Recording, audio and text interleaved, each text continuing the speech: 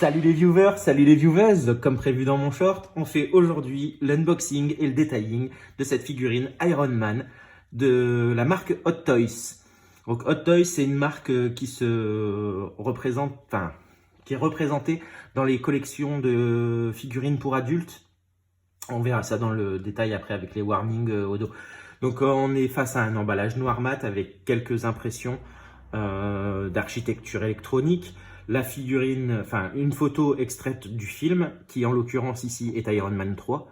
C'est la marque 17. Son petit nom à elle, c'est Earthbreaker. Et par rapport à la marque Hot Toys, c'est la MMS 212, donc Movie Masterpiece, et c'est la 212e figurine. Donc sur les côtés, on a exactement la même reprise que devant.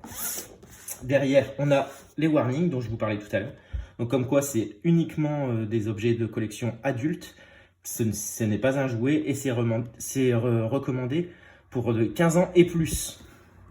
On a la marque Hot Toys, la licence Marvel et l'holographique anti-contrefaçon. De l'autre côté, on a le prolongement de la photo. Sur le dessus, ça reprend le film duquel est extraite la figurine. Et sur le dessous, pareil.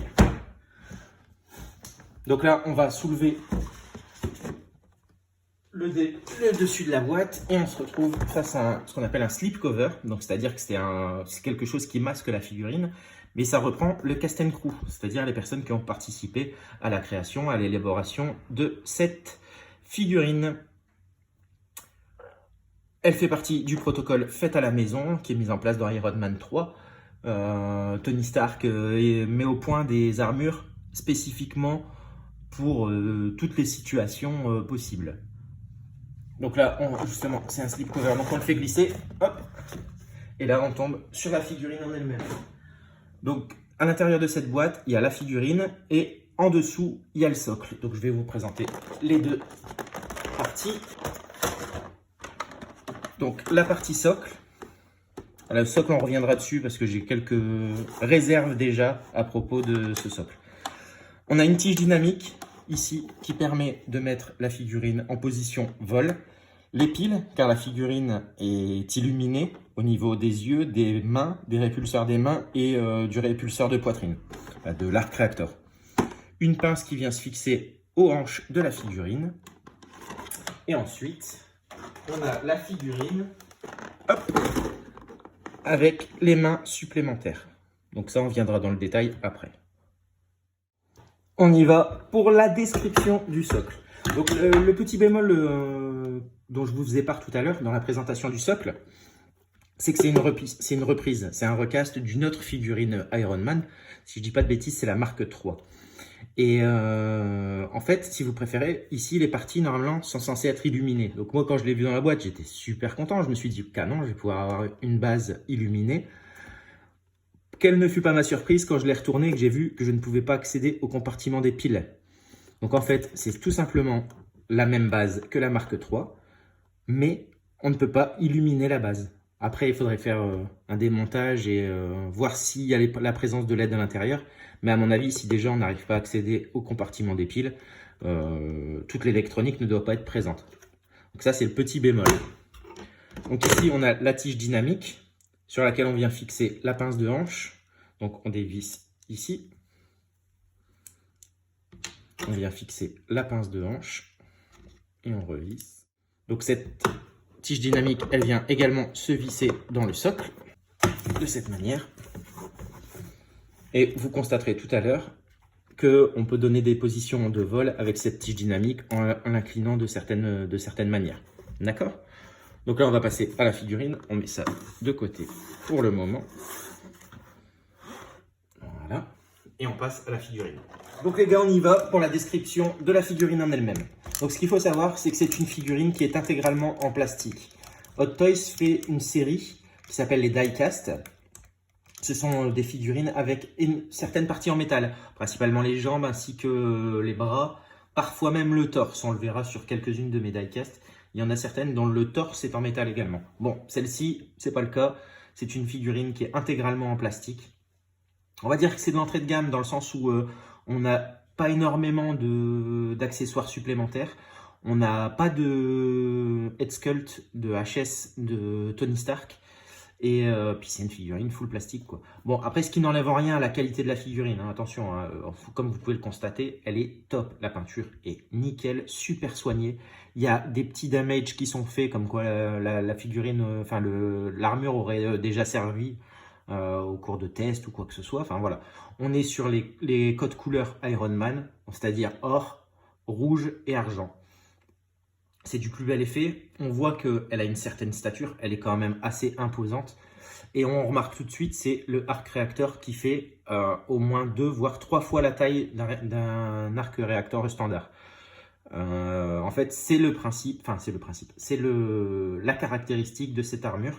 C'est que cette armure, elle dispose d'une capacité spéciale qui est l'Unibeam Blast, c'est-à-dire un répulseur le répulseur de poitrine qui envoie un énorme rayon d'énergie. Donc là, dans le détail, elle est en plastique.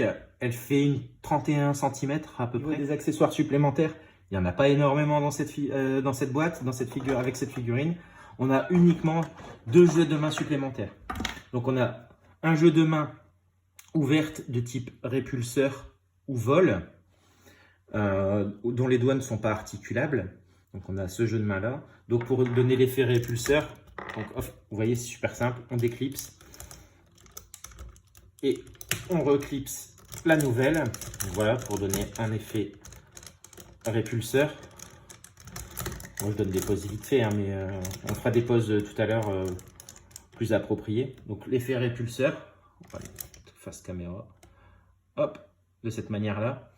Et si on met les 2 mains à ce moment là, donc on vient à nouveau la clipser, hein, il n'y a rien de plus simple.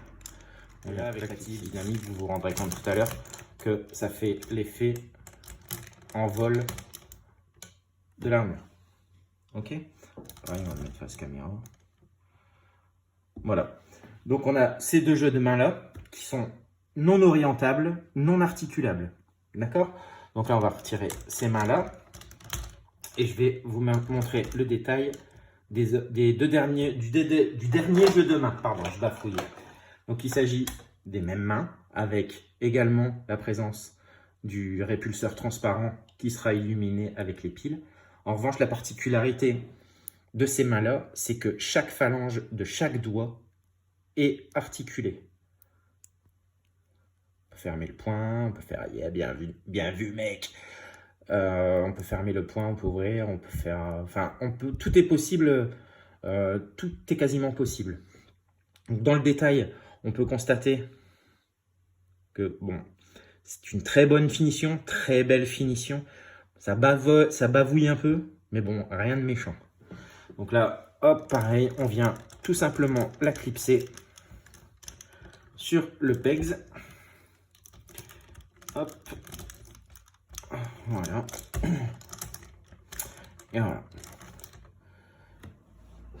Donc voilà, on a à peu près fait le tour de la figurine, de ce dont elle est capable. Et puis non, je vais me taire un petit peu. Je vais vous laisser profiter des images. Je vais lui donner 2-3 poses. La pose caractéristique de l'Unibeam Blast. Et une pose vol et une pose classique, style muséum ou un peu badass. Ok? Donc on fait ça. Je vous prépare tout ça et après je vous fais du détail sans mes commentaires.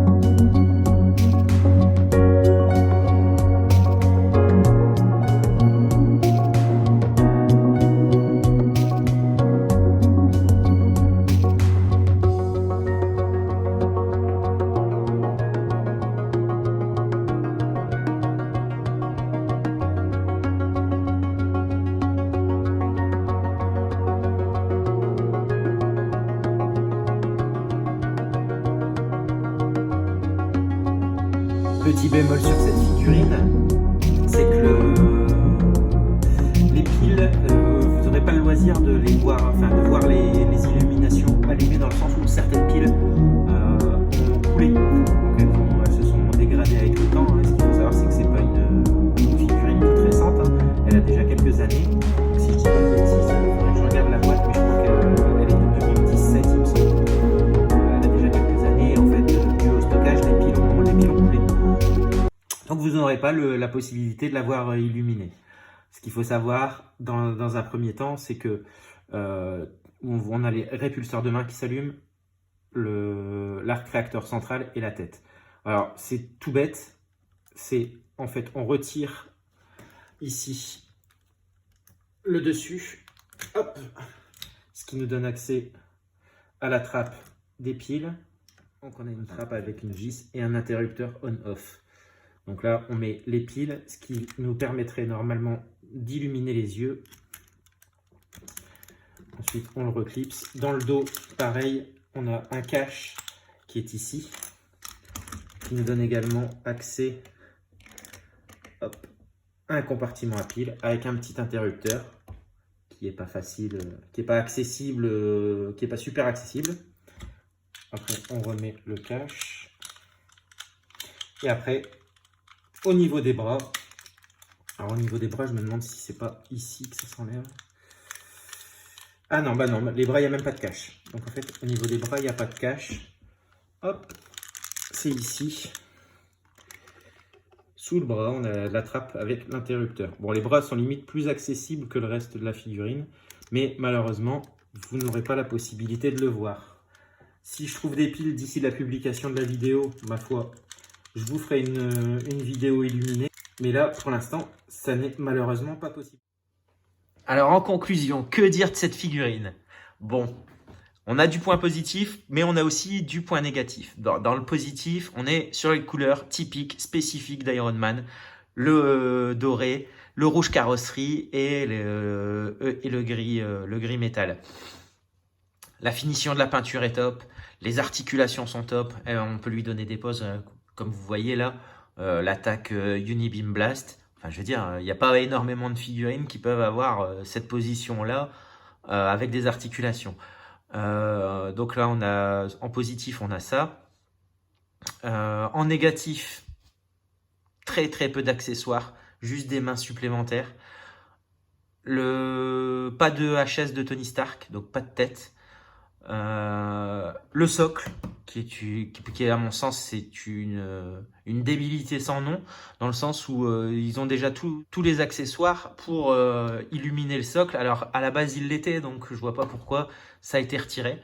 Bon, et après, après ça peut être un défaut pour certains et pas pour d'autres, mais le fait que ce soit du full plastique. Après, comme vous pouvez le constater, le rendu, quand on est sur le rendu, on n'est pas sur du, enfin, le ressenti, c'est pas du full plastique, quoi. Mais bon, ça peut être handicapant et ça peut être considéré comme un point négatif pour certains. Donc voilà, je vous laisse là-dessus. Je vais vous faire un petit teaser en fin de vidéo. Je vous ferai un petit teaser. N'oubliez pas de vous abonner, de liker, même si soyez indulgents, c'est ma première vidéo. Donc n'hésitez pas à liker, à donner vos avis en commentaire. Et puis voilà, je vous dis à une prochaine et je vous laisse sur le petit teaser de la prochaine vidéo. Allez, à plus!